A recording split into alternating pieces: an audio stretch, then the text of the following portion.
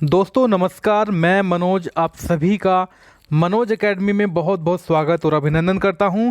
और मेरे प्यारे साथियों, देखिएगा आज आपको बहुत ही बेहतरीन वाला कंटेंट मिलने वाला है और ये रहेगी आपकी पहली ही क्लास रहेगी कंटेंट की। और अगर आप लोग डेली इस क्लास को वही रेस्पॉन्स देते हैं जो कि आप लोग देते हुए आए हैं तो मैं इस क्लास को जारी रखूँगा। ये क्लास आपकी सुपर टैट, यूपी टैट, सी टैट यानी कि आपका जिसमें बाल विकास आता है सबके लिए इम्पोर्टेंट रहने वाली है। तो आप लोग एक काम करेंगे, कॉपी और पेन लेकर बैठेंगे या आप लोग दोस्तों इसको पहले समझ लीजिएगा बाद में उतार लीजिएगा 2 की स्पीड करके, ठीक है। तो सबसे पहले हमारे दिमाग में आता है जब हम मनोविज्ञान पढ़ते हैं तो शिक्षा मनोविज्ञान क्या होता है। तो शिक्षा अलग होती है, मनोविज्ञान अलग होता है, तो दोनों को हम लोग अलग अलग प्रकार से डिफाइन करने वाले हैं।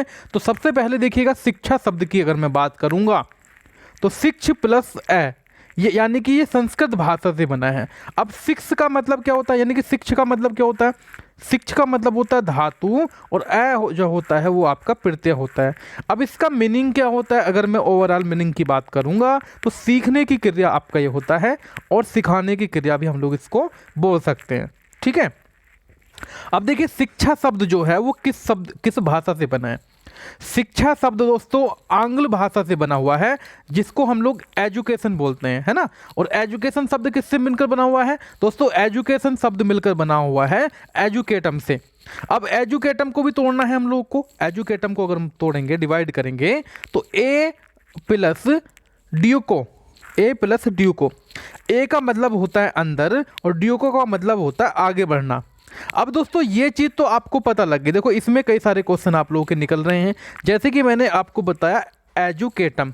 अब जो एजुकेटम होता है ए प्लस ड्यूको, इसका शाब्दिक अर्थ भी अगर आपसे पूछेगा तो आप बताएंगे शाब्दिक अर्थ क्या होता है भैया, अंदर से आगे बढ़ना। क्या होता है, अंदर से आगे बढ़ना होता है, जैसे कि लिखा हुआ है अंदर से आगे बढ़ना, ठीक है। तो आगे देखिएगा, इसका इतना आप लोगों को पता लग गया, कोई दिक्कत किसी को, मेरे हिसाब से आप लोगों को समझ में आ गया होगा। ये आप लोग नोट डाउन करते रहिएगा, पहले समझ लीजिए बाद में नोट डाउन करना। बालक की आंतरिक शक्तियों को बाहर की ओर प्रकट करना, ठीक है।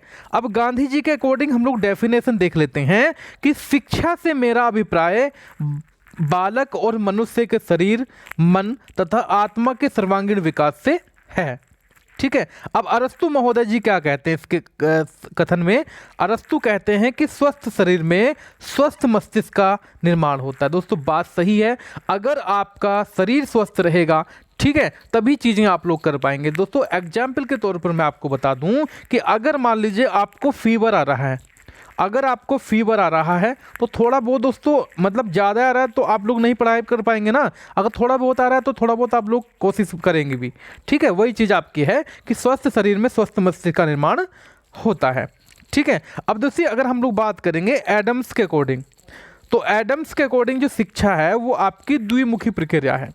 क्या हो जाएगी दोस्तों, द्विध्रुवीय प्रक्रिया होती है एडम्स के अकॉर्डिंग।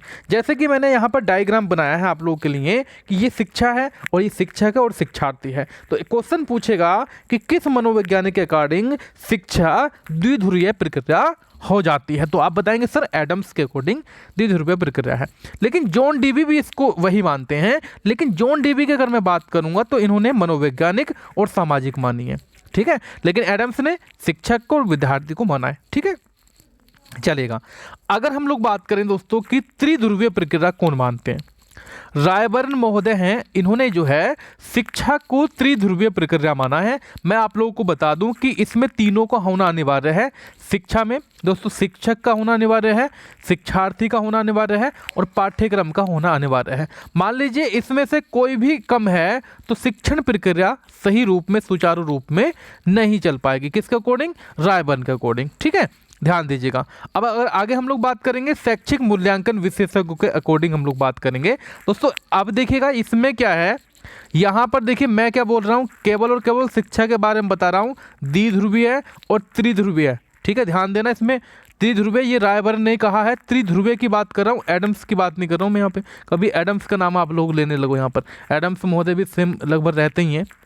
तो शैक्षिक मूल्यांकन विशेषज्ञों के अकॉर्डिंग हम लोग बात करेंगे, जो ज़्यादातर मनोवैज्ञानिक हैं वो क्या कहते हैं कि शिक्षा क्या होता है दोस्तों, यहाँ पर शिक्षा का कोई लक्ष्य होता है और कुछ सीखने की परिस्थितियाँ होती हैं और मूल्यांकन प्रविधि होती है। तो दोस्तों ये इस प्रकार का सर्किल आपका चलता है। ठीक है, इतना क्लियर हो गया सबको? अगर कोई भी डाउट अगर आपका रहता है तो कमेंट सेक्शन में जरूर बोलिएगा आप लोग। आगे बढ़ते हैं कि शिक्षा का संकुचित अर्थ समझेंगे। पहले संकुचित शिक्षा से अभिप्राय विद्यालय शिक्षा से होता है, यानी कि निश्चित समय जगह में सुनिश्चित, या मैं कह सकता हूं कि सुनियोजित ढंग से चलने वाली सामाजिक प्रक्रिया ही शिक्षा है। अब शिक्षा का व्यापक अर्थ देख लीजिए साथियों, यहाँ पर आप लोग शिक्षा का व्यापक अर्थ क्या है। मैकेंजी के अकॉर्डिंग क्या होगा कि जीवन पर्यंत चलने वाली प्रक्रिया ही शिक्षा है। लेकिन दोस्तों जीवन पर्यंत चलने वाली प्रक्रिया दोस्तों शिक्षा तो है ही, है ना, सीखते रहते हैं। तो अधिगम भी, अधिगम यानी कि अधिगम क्या मतलब होता है, सीखना होता है ना। और डेवलपमेंट दोस्तों, डेवलपमेंट भी आपका जीवन पर्यंत ही चलता है। शिक्षा के कार्य दोस्तों क्या क्या होते हैं देखिएगा। शिक्षा के कार्य क्या क्या होते हैं कि मानवीय जीवन में महत्वपूर्ण होती है शिक्षा। ठीक है दोस्तों, ऐसा नहीं है कि जितने व्यक्ति पढ़ते हैं सबको जॉब मिल जाती है गवर्नमेंट। ठीक है, कोई अपना बिजनेस का काम करता है ना, कोई मतलब अलग अलग वेरियस पोस्ट पर दोस्तों आपको शिक्षा की आवश्यकता पड़ती है। हर जगह आपको एक समाज में रहने के लिए भी शिक्षा की आवश्यकता, सामाजिक जीवन में, राष्ट्रीय जीवन में, प्रगतिशील विकास, जन्मजात शक्तियों का विकास, सांस्कृतिक मूल्यों का विकास और उत्तम चरित्र का निर्माण। इसके पश्चात दोस्तों हम लोग चलते हैं मनोविज्ञान की बात करेंगे। तो शिक्षा के बारे में हम लोगों ने जान लिया, अब हम लोग बात करेंगे मनोविज्ञान के बारे में। मनोविज्ञान का मतलब क्या होता है? आप लोग कहते हैं सर मनोविज्ञान का होता है मन का विज्ञान। तो मनोविज्ञान का शाब्दिक अर्थ होता है मन का विज्ञान। अगर हम अंग्रेजी की बात करेंगे, अंग्रेजी में मनोविज्ञान को बोला जाता है साइकोलॉजी। अब जो ये साइकोलॉजी शब्द है दोस्तों किस भाषा से मिलकर बना है? यूनानी भाषा से मिलकर बना है, यानी कि साइकी प्लस लोगस। Psyche plus लोगस। अगर आप लोग चैनल पर पहली बार हैं, मनोज एकेडमी को सब्सक्राइब जरूर कर लीजिएगा। साइकी का मतलब होता है आत्मा और लोगस का मतलब होता है दोस्तों यहाँ पर अध्ययन। ठीक है, यानी कि आत्मा का अध्ययन ही आपका क्या होता है? साइकोलॉजी। अब हम लोग आगे चलते हैं कि आत्मा के विज्ञान के रूप में मनोविज्ञान, आत्मा के विज्ञान के रूप में मनोविज्ञान ये कब से चला दोस्तों? 16वीं शताब्दी तक चला। अब इसके समर्थक कौन थे? अरस्तु थे, प्लेटो थे, डेकार्ट थे। यानी कि सर्वप्रथम आत्मा के विज्ञान के रूप में माना किन्होंने माना? सर्वप्रथम आत्मा के विज्ञान के रूप में 16वीं शताब्दी तक चला था। इसके समर्थक देश अरस्तु, प्लेटो, डेकार्ट। मन के विज्ञान के रूप में मनोविज्ञान, दूसरा की पॉइंट आपका ये रहेगा। तो ये जो चला था दोस्तों मध्य युग तक चला था, यानी कि 17वीं शताब्दी तक। समर्थक इसके पोम्पोनोजी थे। ठीक, चेतना के विज्ञान के रूप में मनोविज्ञान, तो इसके समर्थक दोस्तों मैं पहले आप लोगों को इसको बढ़ा देता हूं कि विलियम्स जेम्स ने 1890 ईस्वी में अपनी पुस्तक प्रिंसिपल ऑफ साइकोलॉजी यानी कि मनोविज्ञान के सिद्धांत में माना है इसको। इसके समर्थक कौन थे? जेम्स सुली थे, वाइफ से विलियम वुंट थे। और दोस्तों विलियम वुंट के शिष्य, यहाँ से प्रश्न आपका बनेगा कि जो विलियम वुंट थे इनके शिष्य का नाम आप बताएंगे। तो इनके शिष्य का नाम था टिचनर। ठीक है, एडवर्ड ब्रैडफोर्ड टिचनर। चलिएगा, मनोविज्ञान को व्यवहार के अध्ययन के रूप में सर्वप्रथम किसने परिभाषित किया दोस्तों मनोविज्ञान के अध्ययन के रूप में सर्वप्रथम वाटसन ने परिभाषित किया। और समर्थक स्किनर, पावलोव, वुडवर्ड्स और वाटसन महोदय। ठीक है, चलिए आगे बढ़ते हैं। मनोविज्ञान का विकास कैसे हुआ एक झलक मैं आप लोगों को बता देता हूँ। ये काल है, ये विचारक हैं, ये आपके मनोविज्ञान के विषय हैं। तो प्राचीन काल में दोस्तों विचारक प्लेटो, अरस्तु, डेकार्ट। ठीक है, आत्मा का मनोविज्ञान माना। मध्यकाल में पोम्पोनोजी थे, मन का मनोविज्ञान। आधुनिक में वाइव्स, जेम्स, टिचनर, जैसे कि मैंने अभी आपको ऊपर पढ़ाया है। और समकालीन जो आधुनिक स्किनर, पावलोव, वाटसन, वुडवर्ड्स और व्यवहार। ये विषय क्या था? व्यवहारवादी। ठीक है, चलेगा।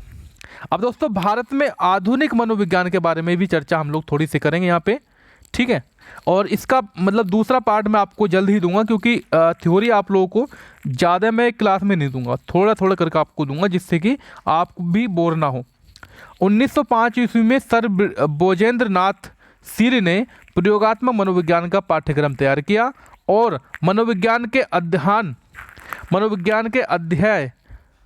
अध्ययनार्थ एक प्रयोगशाला स्थापित की, परंतु लोकप्रिय नहीं हो सकी। ठीक है, फिर क्या किया? 1916 ईस्वी में कलकत्ता विश्वविद्यालय में मनोविज्ञान विभाग की स्थापना की। विभागाध्यक्ष कौन थे? विभागाध्यक्ष विभाग के जो अध्यक्ष थे प्रोफेसर एन सेन गुप्ता थे। 1922 ईस्वी में प्रोफेसर गिरीन्द्र शेखर बोस थे। ठीक है, मनोविज्ञान में पीएचडी किसने की थी दोस्तों? प्रथम मनोवैज्ञानिक यही थे। कौन थे? प्रोफेसर गिरीन्द्र शेखर बोस। 1924 ईस्वी में इंडियन साइकोलॉजिकल एसोसिएशन की स्थापना हुई। 1925 में इंडियन जर्नल ऑफ साइकोलॉजी यानी कि जर्नल का प्रकाशन हुआ। 1938 ईस्वी में प्रयुक्त मनोविज्ञान हुआ।